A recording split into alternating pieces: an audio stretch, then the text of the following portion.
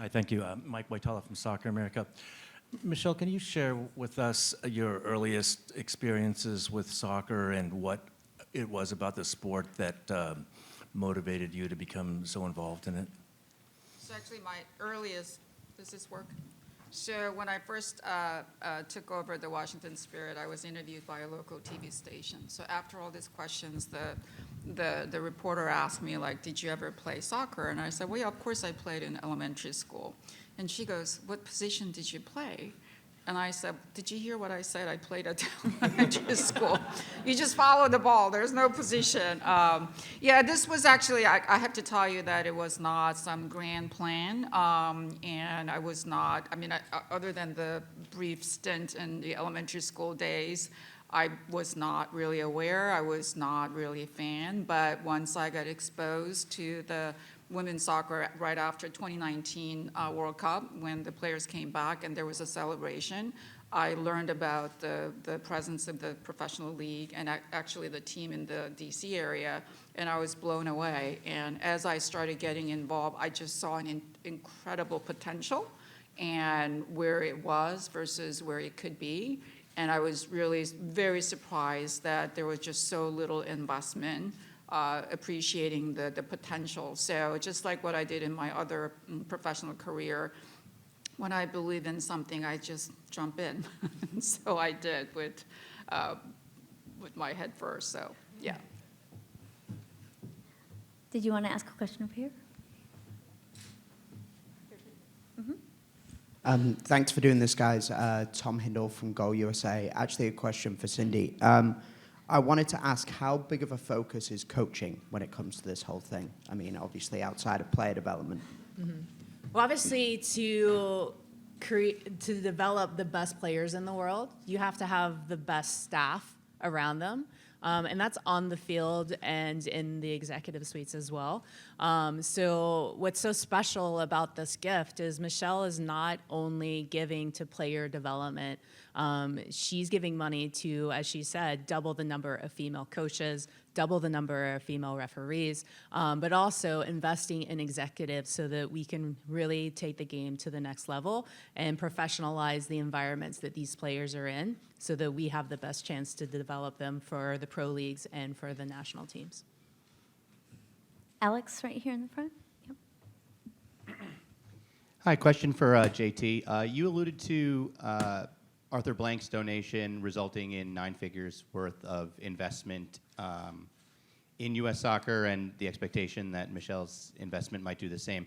Is that in reference to inspiring other donations, sponsorships, or what is that? Where does that come from? Good question. All of the above. So, Arthur's generosity led to a whole host of sponsors and a whole host of other people stepping up to support the National Training Center Initiative and other related projects. And when we first met in Paris, and what was supposed to be a short breakfast, which had turned into a very long breakfast, what Michele articulated in her remarks earlier was the core of our conversation, and the belief that we really need to invest in the entire ecosystem and to professionalize and to build systems and processes and be very intentional around that. And obviously the money is very important, but most importantly, we wanted Michele's support and sort of public commitment to drive awareness to how important this is for the long-term success of our sport. And so I have no doubt that by virtue of the actions today, as well as what we'll be doing going forward around shining a light on how important this is going to transform what soccer looks like in this country in a way that will be felt for generations and generations to come. Ella over here in the, oh, sorry. Go ahead, Pardeep. Pardeep Khatri, CBS Sports. Michele, how did you come to the decision to make this particular investment and focus on these particular things, especially as you've been expanding your women's soccer portfolio? And for Cindy or JT, either one of you could answer this. How does an investment like this help the U.S. women's team stay competitive amidst lots of investment around the world in women's soccer? Yeah, if you look at, I mean, as an owner, I mean, on a day-to-day basis, I experience what's needed for the team and the league and so forth. So rightly so, all of us, especially in the NWSL owners, like 2/3 of actually the owners are new in the last 2.5 years, and we all came in specifically to invest and grow this in the sport, and we have been doing that. So the results are, I have to say, pretty spectacular in terms of just viewership growing, the attendance growing, sponsorship, and all of the above.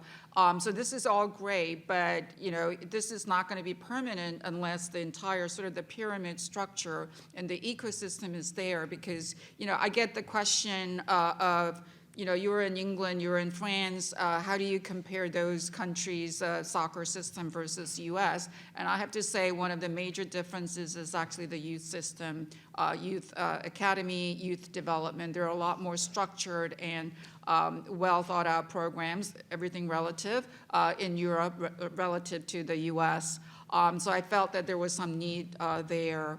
Also, even NWSL, we're talking a lot about expansion and we want to give more opportunities, but we don't want to lower the quality by just expanding. And right now, one of the limiting factors is not even the players, it's really the number of coaches, number of referees, preferably also, not exclusively, but a lot of female coaches and referees. And I felt that it's about time that we pay attention to it. Otherwise, collectively, we're not going to be able to maintain this momentum, let alone improving and creating even bigger momentum for all of us. And to answer the second part of your question, the people that are the limiting factors that Michele is mentioning, the players, the coaches, the referees, all of them start somewhere, right? They don't start at the professional level and international level. They come up through the youth ranks, maybe into the adult game, and then to the college game perhaps, and on to the professional and international game. So if we want to improve our entire ecosystem, improve those numbers, we have to invest in the grassroots. For all of those segments, and because all of those people are very important and very impactful in the trajectory of our game.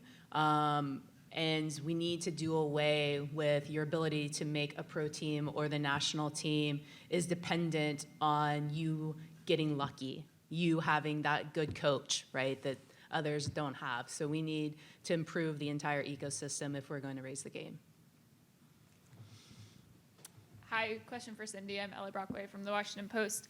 In the past few years, certainly since the last World Cup, how has the Federation looked at that youth development pipeline and system on the women's side, and what are the specific areas of focus or target areas that you hope this gift will address? Well, I talked about them a lot. I think all three of us have talked about the areas that we're really focused on. Obviously, player development and touch points within the national team as well. So increasing the number of national team camps.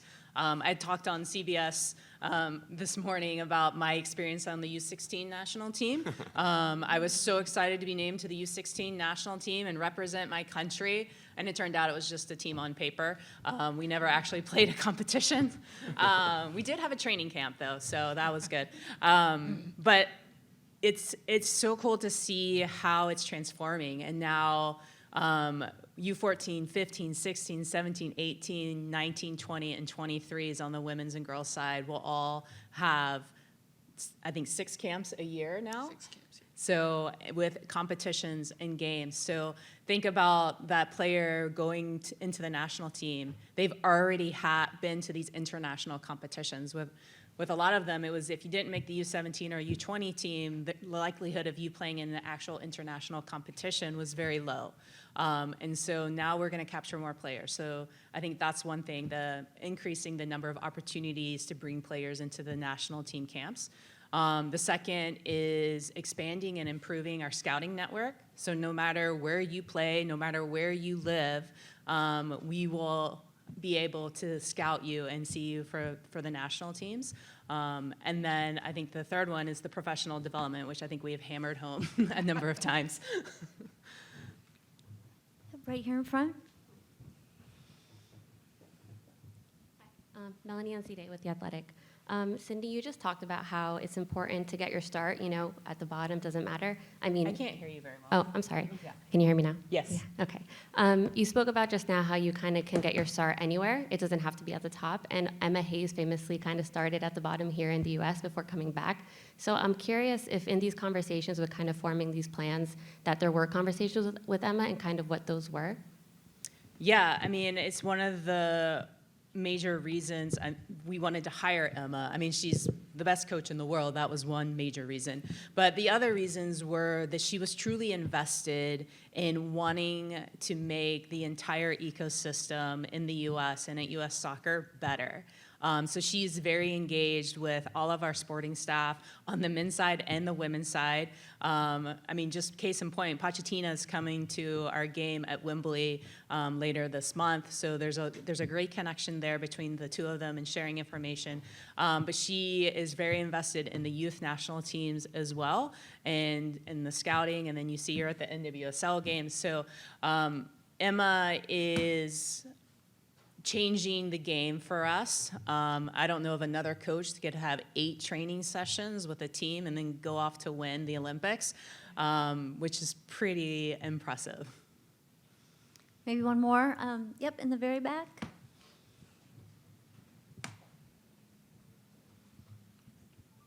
Hello, Jason Klingscales from Sportico. It's a question for Michele, but JT and Cindy, you can answer as well. Michele, you're recently invested in IDA Sports. You've made a lot of discussion. You've had a lot of discussions about investing in the science of women's sports and trying to and separating that from what we always known about the science of men's sports and such. How does this investment, or this gift rather, sort of enhance that goal? And again, JT or Cindy, if you want to speak to that as well, I'd appreciate that. Yeah, so I think that at the end of the day, it's not any different than any other businesses, right? So any particular business or industry can't be successful just focusing only one part of the value chain.